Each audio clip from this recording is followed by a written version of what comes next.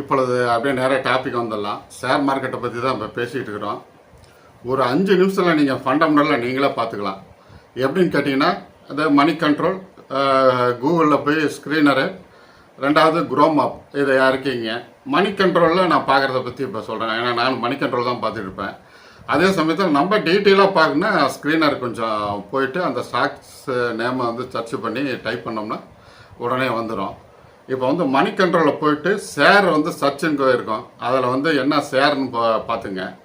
பார்த்துட்டு அதனுடைய மார்க்கெட் கேபிடலேஷன், அதாவது டோட்டல் மார்க்கெட் கேபிடலேஷன் எவ்வளோ இருக்குது அப்படிங்கிறது தான் ஒரு கம்பெனிக்கு நம்ம மிக முக்கியம். ஒரு 40,000 கோடிக்கு மேலே இருக்கணும். 30,000 40,000 இப்படி மேலே இருக்கணும். மேலே இருந்தால் தான் அதனுடைய கேபிடலேஷன் அதிகம் இருக்குது அப்படிங்கிறத நம்ம தெரிஞ்சுக்க முடியும். ஒரு 5 இயர்ஸுக்கு நம்ம வந்து அதிலே இருக்குது. 5 இயர்ஸுக்கு ரெவென்யூ எவ்வளோ கொடுத்துருக்கு அப்படிங்கிறத பார்க்கணும். அதுக்கு அடுத்தது 5 இயர்ஸ் நிகர லாபம் எவ்வளோ கொடுத்துருக்கு அப்படிங்கிறத மெயினாக பார்க்கணும். அது வந்து ஏறுமுகமாக இருக்கா அப்படிங்கிறத பார்த்துக்கலாம். நீங்கள் அப்படியே கீழே தள்ளினீங்களா, ஆப்பில் வந்து அந்த ஸ்டாக்லேருந்து கீழே தள்ளினீங்களா எல்லாமே வந்துடும். அதுக்கடுத்தது கிராஃப், ஃபஸ்ட்டு ஒரு டச் பண்ணிவிட்டு இப்படி திருப்பினீங்கன்னா கிராஃப் வந்துடும். அதில் மேக்ஸிமங்கிற பட்டனை அழுத்தினீங்கன்னா, அதாவது 2000 எவ்வளோ அந்த கம்பெனி ப்ரைஸ் ஏறி இருக்குது அப்படிங்கிறத நீங்களே பார்த்துக்கலாம். அது வந்து ஓரளவுக்கு செங்குத்தாக போயிட்டு இருந்தால் பரவாயில்ல. ஒரு 90 டிகிரியில் செங்குத்தாக போயிட்டு இருந்தால் it is a best sir. ஏன்னா ஏறுமுகமாக அந்த ஸ்டாக் ப்ரைஸ் போயிட்டுருக்குங்கிறது தெரிஞ்சுக்கலாம். அதுக்கு அடுத்தது கார்ப்பரேஷன் ஆக்ஷன் அப்படிங்கிற ஒரு காலம் அப்படியே தள்ளிகிட்டே வந்தீங்கன்னா கார்ப்பரேஷன் ஆக்ஷன் ஒன்று இருக்கும்.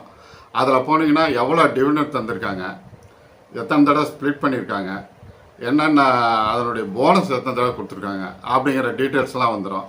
அது ரொம்ப முக்கியம், அதை பார்த்துங்க. அப்புறம் ஷேர் ஹோல்டர் பேட்டர்ன்னு இருக்கும். அந்த இதுக்கு போயிட்டீங்கன்னா ப்ரொமோட்டர் ஷேர் ஹோல்டிங் பண்ணி வச்சுருக்காங்க. ஏறக்குறைய ஒரு 40-50% மேலே இருந்தால் நல்லது. ஒரு சில இப்போ ஐடிசி நிறுவனங்களும் அதில் ப்ரொமோட்டரே இருக்க மாட்டாங்க. இருந்தாலும் அது ஒரு நல்ல கம்பெனி. இந்த மாதிரி நம்ம அதை போக போக அதெல்லாம் தெரிஞ்சுக்கிங்க. அதுக்கு அடுத்தது வெளிநாட்டு முதலீட்டாளர்கள் அவங்க எவ்வளோ வச்சுருக்காங்க, எஃப்ஐஎஸ் வந்து அதிகப்படுத்திகிட்டே இருக்காங்களான்னு பார்க்கணும். அவங்க அதிகம் வச்சுருக்காங்கன்னு பார்க்கணும். டிஐஐ அவர் வந்து மியூச்சுவல் ஃபண்டு, அவங்க மியூச்சுவல் ஃபண்டு எவ்வளோ வச்சுருக்காங்க அப்படிங்கிறத பார்க்கணும். அதுக்கு அடுத்தது பிஇ வந்து அந்த இதில் பார்த்தீங்கன்னா செக்டார் பிஇன்னு ஒன்று இருக்கும் மணி கண்ட்ரோலில். அதை விட வந்து ஸ்டாக்னுடைய பிஇ வந்து கம்மியாக இருக்கணும். பிஇ வந்து கம்மியாக இருக்கணும். அதே மாதிரி கடன் எவ்வளோ இருக்குது அந்த கம்பெனிக்கு அப்படிங்கிறத கீழே தள்ளிட்டு வந்தீங்களாவே தெரியும். அந்த கடன் வந்து இல்லாமல் இருந்தால் பரவாயில்ல. அந்த மாதிரி நிறைய கம்பெனி இருக்குது. இப்போ பஜாஜ் ஆட்டோ, டிசிஎஸ்ஸு, இன்ஃபோசிஸு, இது மாதிரி இதெல்லாம் பெரிய நிறுவனம்லாம் கடனே இருக்காது. அப்புறம் ஹீரோ மோட்டார் கார்ப்பு இதெல்லாம் கடன் கிடையாது. அந்த மாதிரி இருக்குது. கொஞ்சம் டாடா கம்பெனியில் கொஞ்சம் கடன் இருக்கும். ஆனால் ரிசர்வை பார்க்கணும். ரிசர்வ்லேருந்து இது கம்மியாக இருக்கான்னு பார்த்துக்கணும். ஏன்னா அவங்களாம் டாடா குரூப்ஸ்லாம் எப்படியும் வந்து ஷேர் ஹோல்டருக்கு லாபம் தரக்கூடியதாக தான் இருக்கும். அவங்க ஈஸியாக அந்த கடன்லாம் ஈஸியாக கட்டிடுவாங்க. கட்டிட்டு அவங்க வந்து லாபத்துக்கு கொண்டு வருவாங்க. அதனால் அதையும் நம்ம பார்த்துக்கணும். அதுக்கடுத்தது நம்ம நிஃப்டியில் வந்து இது வேண்டியதில்லை. நம்மளுக்கு வந்து கவர்மெண்ட் ஷேர் தான் ஏற்கனவே சொல்லிட்டேன். அந்த மாதிரி இருக்குது. அப்புறம் ஸ்க்ரீனரில் போயிட்டிங்கன்னா எல்லா டீட்டெயில்ஸ் இருக்குது. ஸ்க்ரீனரில் வந்து சிஏஜிஆர் எவ்வளோ இருக்குது, இதனுடைய கம்பெனியுடைய பலம் என்ன, பலவீனம் என்ன, எப்போ ஆரம்பிச்சது, என்ன ப்ரொடக்ஷனு, மக்களுக்கு அறிமுகமானதா அப்படிங்கிறது எல்லாமே நம்ம தெரிஞ்சுக்கலாம். இப்போ நம்ம மிக முக்கியமான விஷயம் வந்து அப்படியே ஸ்கிப் பண்ணாமல் பாருங்கள். அதாவது ஒரு நிஃப்டி 50ல் ஒரு 10 ஸ்டாக்ஸ் மட்டும் எடுத்துருக்கிறேன். அதாவது ஃபஸ்ட்டு 2004 அது எவ்வளோ இருந்தது, 2014 எவ்வளோ இருந்தது, இப்போ எவ்வளோ இருக்குது, 2024 இப்போ எவ்வளோ இருக்குது. இன்ஃபோசிஸ் வந்து பார்த்திங்கன்னா 2004 வந்து 90 ரூபா இருந்தது. இப்போ வந்து 2014 வந்து 460 ரூபா. இப்போ வந்து 2024 வந்து 1470 ரூபா இருக்குது. அதே மாதிரி HCL கம்பெனி எடுத்துங்க, அது ஒரு டெக் கம்பெனி. ஸ்டார்டிங் வந்து 2004 37 ரூபா, 2014 370 ரூபா, 2024 1350 ரூபா. எவ்வளோ ஏறி இருக்குங்கிறத நீங்களே பார்த்துங்க, எல்லாம் குறித்து வச்சுங்க.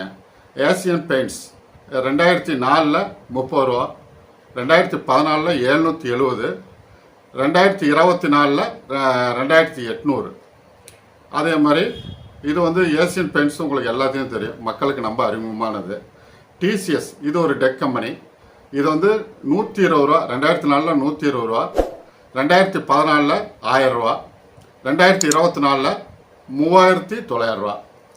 பஜாஜ் ஆட்டோ 2004 1900, 2014 2100, இப்போ வந்து 9000 ரூபா, 2024 வந்து 9000 ரூபா. ஹீரோ மோட்டர் கார் 500 ரூபா 2004, 2014 2430, 2024 5100.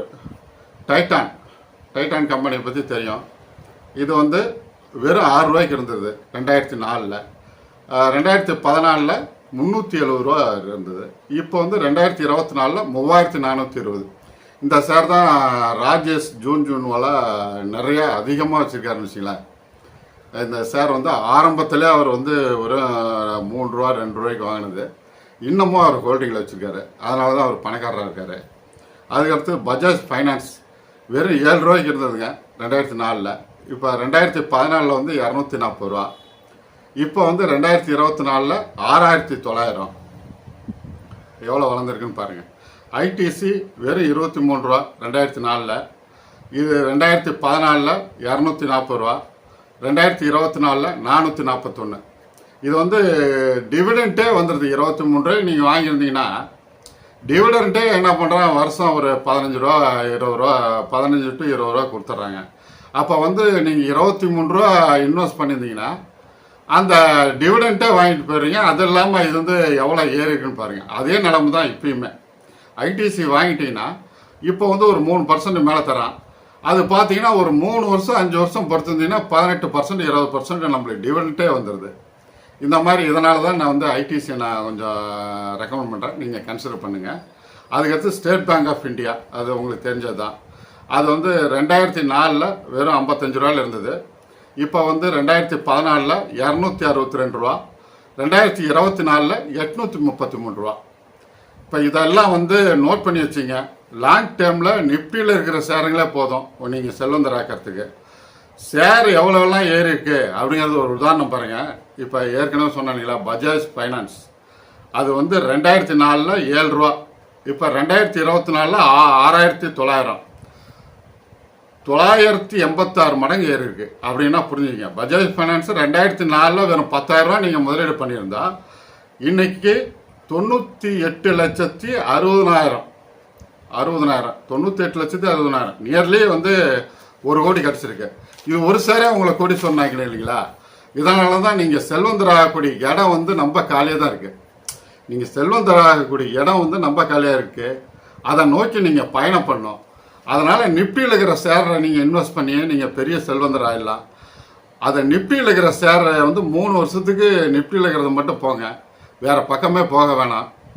அதே சமயத்தில் ஒரு பேஷண்ட் மாதிரி இருக்கணும். ஷேர்லாம் வாங்கிட்டு ஒரு எக்ஸஸ் அமௌண்ட்டை தூக்கி போட்டு நாம் எக்ஸஸாக இருக்கிற அமௌண்ட்டை மட்டும் போட்டு ஒரு பேஷண்ட்டு மாதிரி இருக்கணும். ஒரு நோயாளி என்ன பண்ணுவார், அந்தாண்ட இந்தாண்ட திரும்ப முடியாது, ஏஞ்சி நட முடியாது, செயல்பட முடியாது. அந்த மாதிரி நம்ம வந்து உட்காந்துட்டே இருக்கணும், அமைதியாக இருக்கணும். அதை வந்து அடிக்கடி நோண்டி பார்க்கக்கூடாது. ஒரு சிலர் 10 நிமிஷம் ஒரு தடவை பார்த்துட்டே இருப்பாங்க. நான்லாம் ஒரு வாரத்துக்கு ஒரு தடவை தாங்க அதை பார்ப்பேன், என்ன நம்ம ஷேர் எவ்வளோ இருக்குது என்னன்ட்டு. அதனால் நாம் வந்து ஒரு கோடீஸ்வரர் ஆகணும்னா மியூச்சுவல் ஃபண்ட் ஆகட்டும் அல்லது ஷேராக இருந்தாலும் சரி, ரெண்டுலேயுமே இன்வெஸ்ட் பண்ணிட்டு நம்ம ஒரு பேஷண்ட்டு மாதிரி இருக்கணும். அதை நல்லா தெரிஞ்சுங்க. இது மாதிரி பெரும் செல்வந்தராகி விடுவீர்கள், அதில் எந்த மாற்று கருத்து இல்லை. இதை வந்து 5ஆக பிரித்து சொல்லியிருக்கேன். மியூச்சுவல் ஃபண்டு ஃபஸ்ட்டு, 2வது ஷேரு, 3வது ரியல் எஸ்டேட்டு, 4வது எஃப்டிஆர் ஆர்டி, 5வது கோல்டு. இப்படி 5 விஷயமா பிரித்து போட்டிங்கன்னா என்ன ஆகும்னா, ஒன்று ஏறினாலும் ஒன்று இறங்கினாலும் நம்மளுடைய இது வந்து அதிகமாகிட்டே இருக்கும். நம்ம சின்ன வயசாக இருந்ததுன்னா நீங்கள் வந்து மியூச்சுவல் ஃபண்ட்லேயும் ஷேர்ஸ்லேயும் நிறைய இன்வெஸ்ட் பண்ணுங்க. அதே மாதிரி கொஞ்சம் வயசாக கொஞ்சம் எஃப்டியில் அதிகம் வச்சுங்க, ஒரு பாலிசி ஒன்று வச்சுக்கங்க, ஒரு ஹெல்த் இன்சூரன்ஸ் ஸ்டார் மாதிரி இதில் போட்டு வச்சுங்க. இப்படி போட்டு வச்சுருந்தா நம்ம வாழ்க்கை நம்ம அற்புதமாக இருக்கும். இன்னையிலேருந்து உங்களுடைய பொற்காலம் ஸ்டார்ட் ஆகிடும். அதனால் பழைய காணொலிகளெல்லாம் எல்லாமே ஒன்றுடாமல் பாருங்கள். டைம் வேஸ்ட் ஆகுதுன்னு நினைக்காதீங்க. கண்டிப்பாக நீங்கள் செல்வந்தர் ஆகிடுங்க. இது பிடிச்சிருந்தா சப்ஸ்கிரைப் பண்ணுங்கள், ஃப்ரெண்ட்ஸ் அண்ட் ரிலேட்டிவ்ஸு ஷேர் பண்ணுங்கள். அடுத்த காணொலி இன்னும் சுவாரஸ்யமான விஷயங்கள் விஷயங்களோடு உங்களுடன் மீண்டும் சந்திக்கிறேன். நன்றி, வணக்கம்.